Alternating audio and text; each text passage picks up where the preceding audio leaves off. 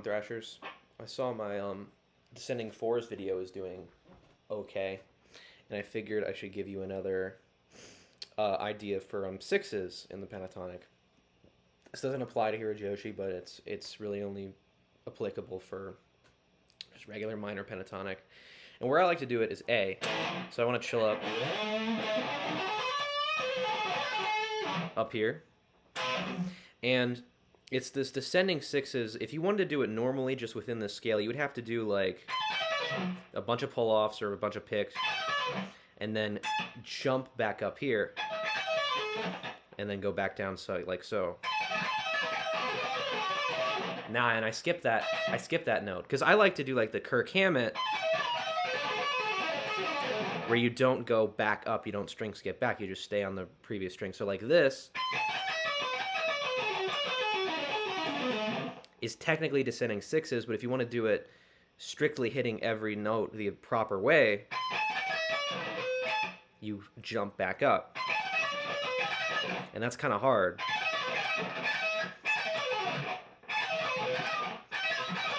And you could probably relocate, like I showed you in the other one.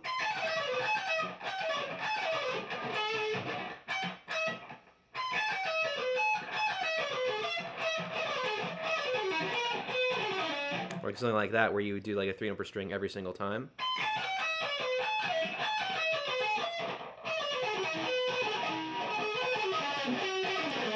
Whatever, I've never really done that, but that's an okay way of looking at it if you want to stay here. But if you want to kind of like move around the neck, you can do a 3 note per string idea the whole way. So let's say you're doing it like this, like so.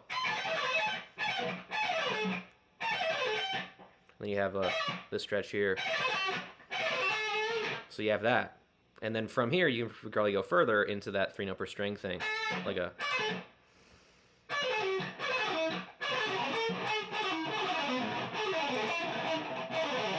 Probably there.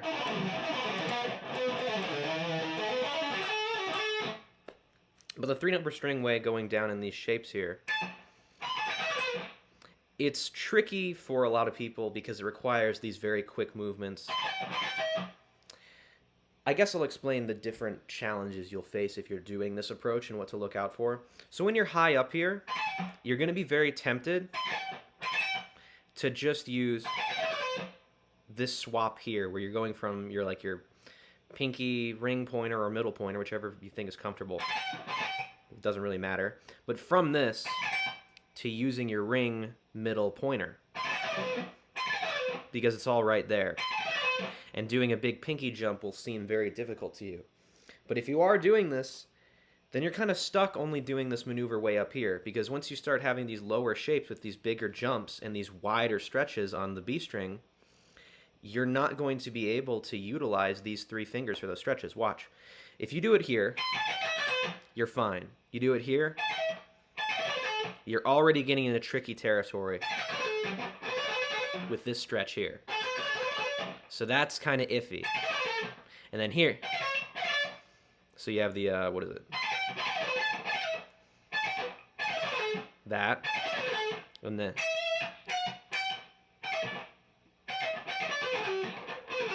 yeah, good luck doing this really quickly in that sequence. There's no way.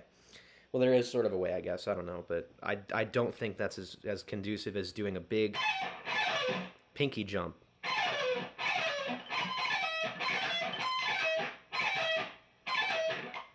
So doing an exercise where you just go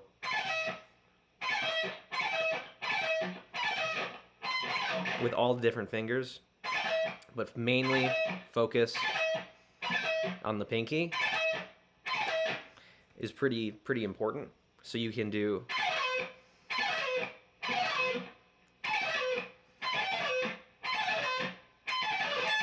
and then you have the pinky ready again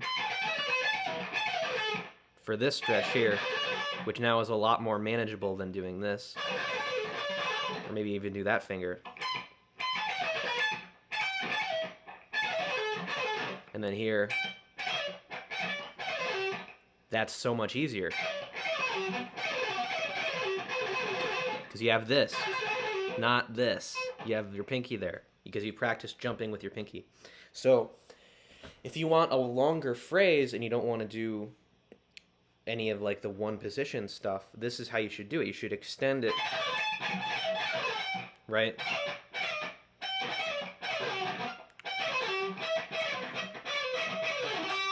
And now you're up in this box, and then you can do your like 3 note per string thing. Ah.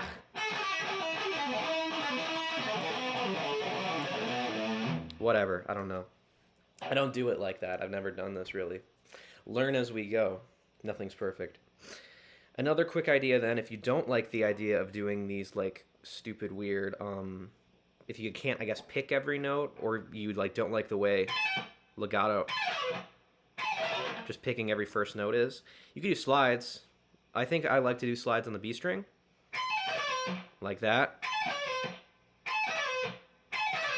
right?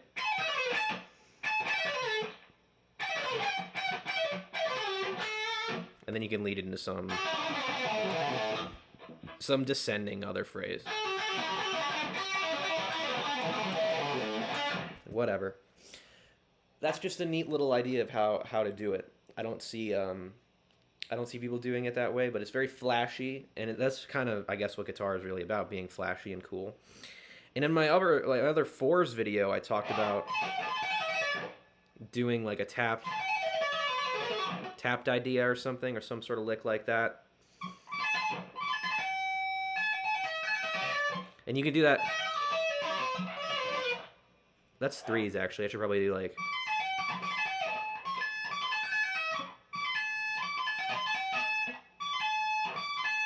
You could probably do like, if you're low, you could probably do like, and then like maybe that.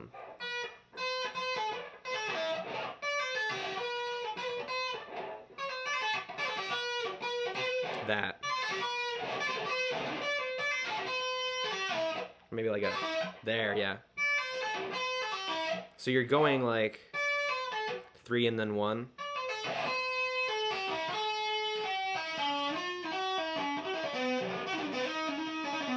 Yeah, you're doing like a stupid, something like that. I've never done that before. I just came up with that, but that's a really cool way of doing it. If you get really fast at your like switching with your hands, I might practice that one. That one's cool. Doing that for fours, but you could do that for these sixes if you wanted to. Just tapping them. So like you could do and then you're already right there.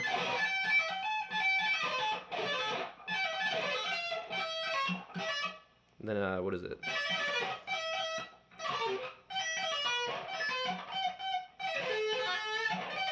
I don't, you know, the shapes, it's weird. I'm messing up right here. And there's something to do, I guess, with like how you mentally envision your shapes. And it's something to do with, I guess, how you anchor your shapes to a particular finger. So I'm thinking more or less with these shapes, where is my pinky going to go? Because I've practiced that so many times. But when trying to do it with this pointer finger here,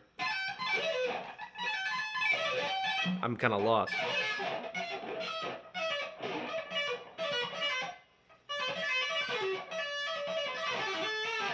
But anyways, those are just a couple of different ways to do it. I guess back to the sliding thing, one last thing, I guess, is you could do a slide on the high E instead of the B. But I don't know why you would. It doesn't seem as... Well, I guess...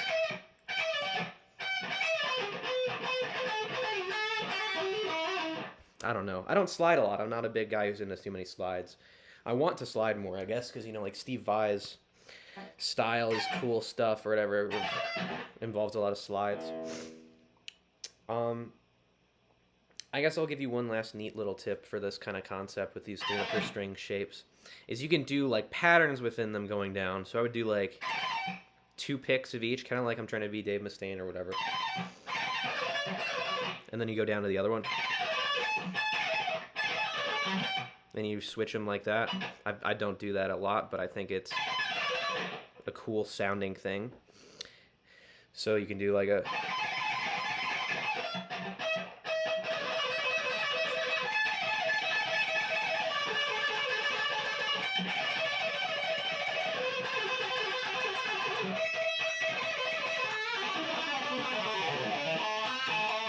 something stupid like that, where it's just like you're doing it. It's a mindless thing you can do where you're like not even looking at the guitar, and you can like do some stupid thing, like I don't know, stick your tongue out at the crowd or something, or like play it on top of your head, maybe, you know, like behind your back. You could probably do many of these things. Like you could just have it sitting here.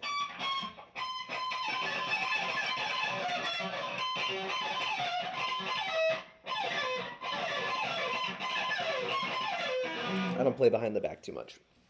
I don't think it's fun. It's not good for your neck, probably, with a guitar that's kind of like heavy like this one. You got like a plywood guitar. I don't know. Go for it. Yeah, just a nice little video discussing, I guess, descending sixes, talking about the other one where I did fours. Threes are super easy, so I don't think those need a video. Maybe fives. Marty Friedman loves to do.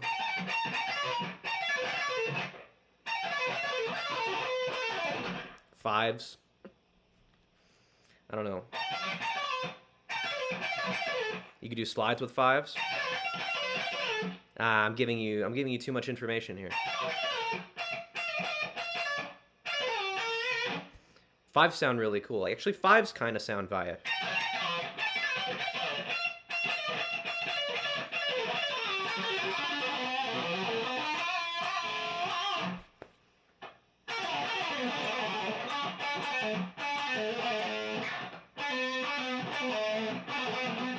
Oh, I'm in G. I thought it was an A. That's what you get for playing shapes instead of playing keys. Because it just felt right to be there. Yeah, I don't have too much else to add to this one, so I guess listen to metal, play metal, be metal, blah, blah, blah, blah, blah, whatever, this is all boring. Leave a comment, I guess. I should ask for comments more. Comment and tell me what you thought of the video. Is it well presented? Is it okay? What else do you want to see? And my next video, as I teased the other day, it's going to be, if you didn't already know, Good Morning Black Friday. And that is going to be hell on earth, because that Chris Poland solo is weird, but I think I'm going to shout out some other guys who do Chris Poland stuff kind of well, and probably like point you in some other videos that have it a lot more precise than I do.